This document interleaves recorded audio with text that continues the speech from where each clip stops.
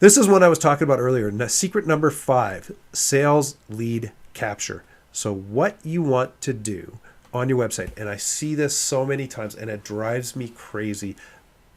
If people are showing up to your website, you're missing a golden opportunity to get that information or get them to come into a sales funnel if you do not have some form of a sales lead capture process.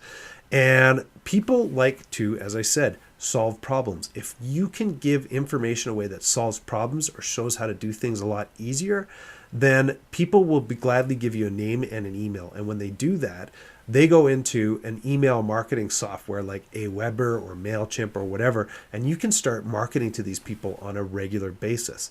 So the main thing is create some content. And interestingly enough, one of the future netcasts that we're going to do, and Kirsten and I are committing to trying to do these at least monthly now.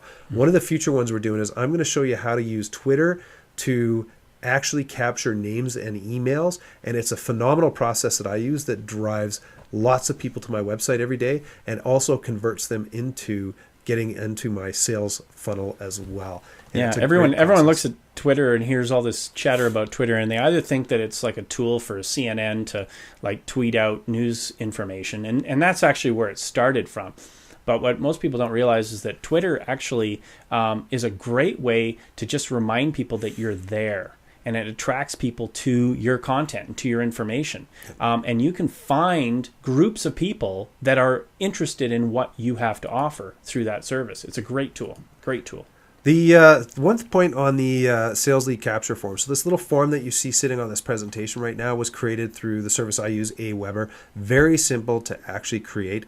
To give you an idea, on my website, I get between 10 to 20% of the people that visit my website are now giving me their names and emails, which is very high compared to the industry average. But the reason being is because I'm giving content away to these people that they want. So interestingly enough, if you sit back and you say the industry average, I believe, is 3 to 6%, somewhere in that range. But if you get 100 visitors to your site every day, imagine that 3 to 6 of those people are giving you their names and emails every day, thus allowing you to market to them on a regular basis.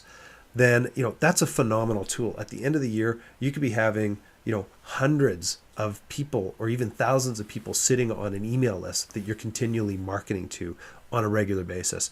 The other thing too about email marketing is it has the highest rate of return on investment in marketing, hands down. I think it's over 45 times. So every dollar you spend, you get over $45 back just on email marketing. Yeah, and you use it sparingly. You don't overuse it, and it's obviously permission-based, so people are interested in receiving that email from you. So. Absolutely.